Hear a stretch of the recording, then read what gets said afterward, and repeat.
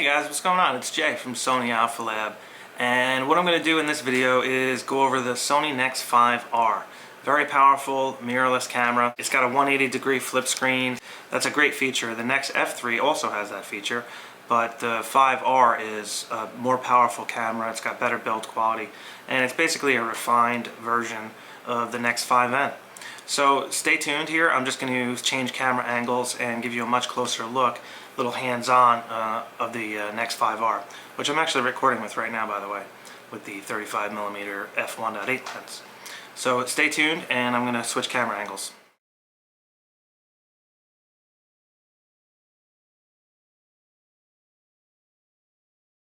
Alright guys, so here she is, closer look.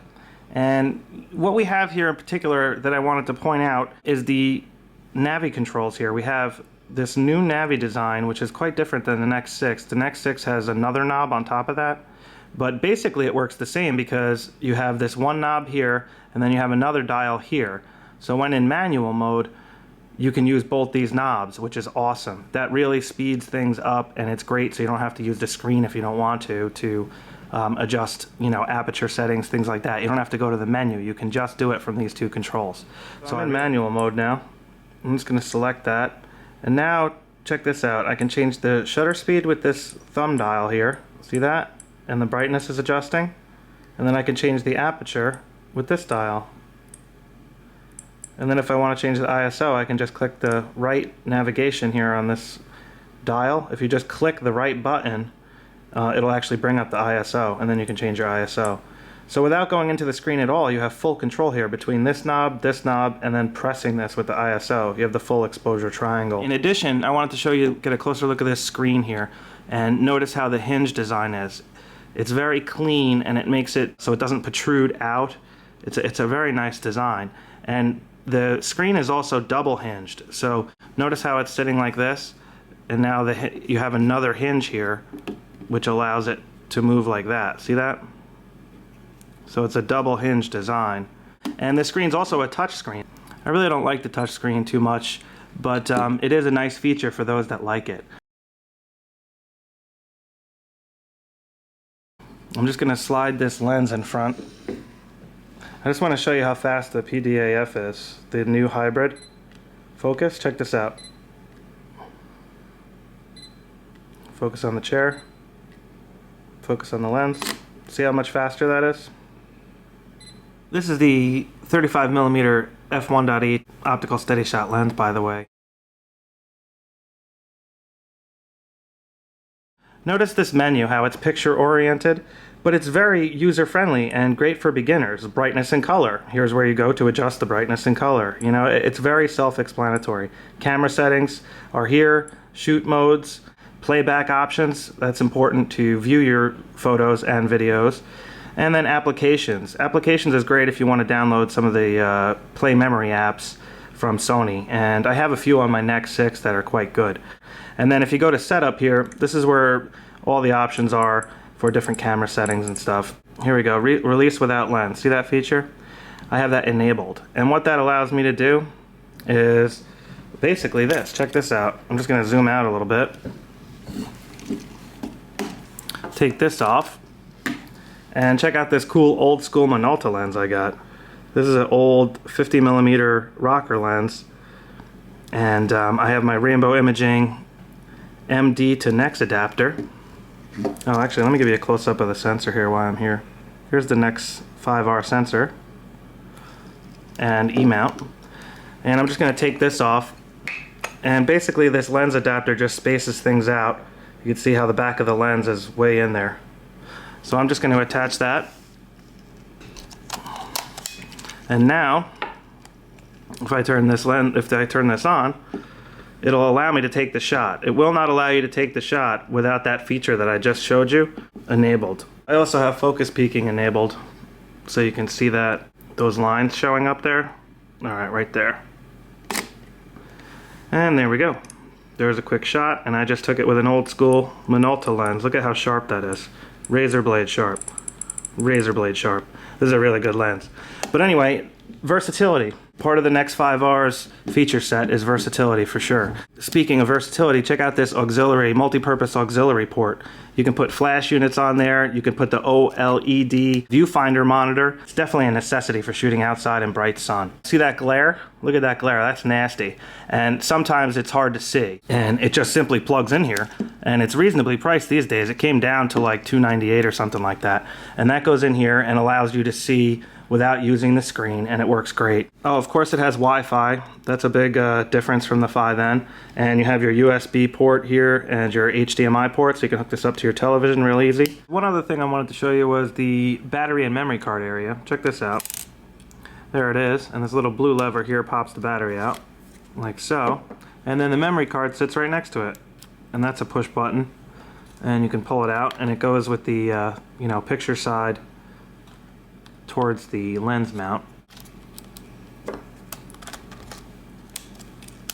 like so. We also have the stereo mics on the top here. Notice the left and the right. If you hit the function button, which is up here by the shutter release button, tilt this up a little bit, it's right there, see that? You click that, and that'll bring up this menu. And here you can change your metering mode, which is very important. You can change it to spot metering, center weight, or multi. Multi is what I have it on right now, but I just wanted to show you that feature. If you're taking portraits or something like that, you might want to change it to center weight. And if you're, checking out the scene and you want to find out where the brightest spots are and the darkest spots are, spot metering is a great tool for that.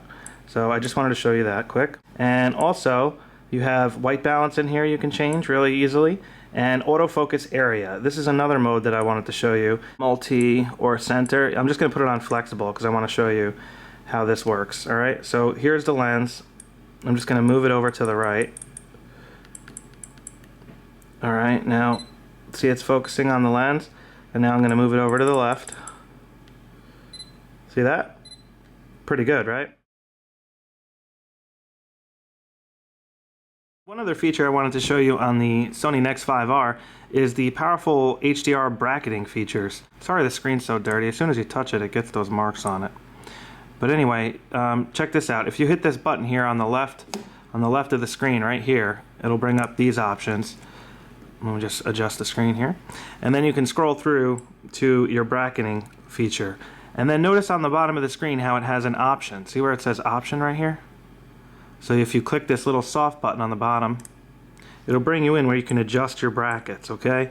And the Nex-5r is powerful and has the 3 EV spread, which is really nice, and the 2 EV spread. So I wanted to show you where that feature was. Select here 3, and I'm just going to turn that feature off. I don't really want to use it right now. I just wanted to show you where it was. Alright, now the Auto HDR feature is another great HDR tool that's worth trying, but you have to use JPEG mode, and right now I'm in RAW mode. You can see right here. So first thing you got to do is go into the menu, and you can go to image size and quality, and you're going to need to change that to JPEG. So in my case I'm going to choose fine, which is the best quality. Alright, and then what I'm going to do is I'm going to go to menu, and brightness and color is where those settings are, which makes sense because you're taking a really high dynamic scene, so you need to change the brightness settings so it's in that area of the menu. So here it is, DRO/Auto HDR. Right now it's set to off. Default is set to DRO Auto, I believe is default. And here's Auto HDR. Right now it's set to 6, but notice how it has an option here, just like that other screen. And if you hit that, you can change your Auto HDR option. There's an auto, or you can set it to whatever you want. I usually use 4 and 6 is what I tend to use most. I'll set it to 6 and take a quick picture here. It's processing the image. Does a pretty good job, pretty fast. And there it is. And then if I hit play, that's the non-Auto HDR. And there's the Auto HDR. It takes a standard frame as well. And you can see the histogram. That's how you do the Auto HDR feature and HDR bracketing feature. And unfortunately, when you do that, you do have to hold your finger on the camera when you're using that mode. So that's just the way it is, though, unfortunately.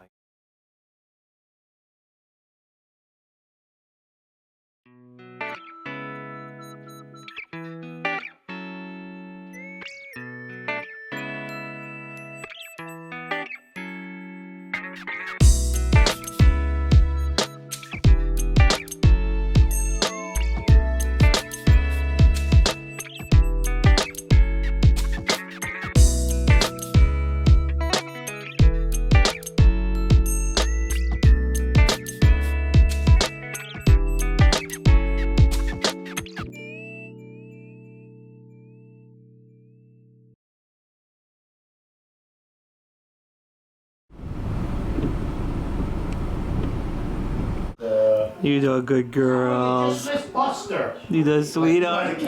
Oh, look at that steak. Ribeye roast. It's a nice medium. Oh, that right looks now. delicious. Oh, look at that juice coming out of there. Ooh. Oh. You know that's flavor. You gotta eat that one. That is flavor. Gotta eat that. Look at that chunk of fat. Mmm. So the bottom line with the Sony Nex-5r, the flip screen is great.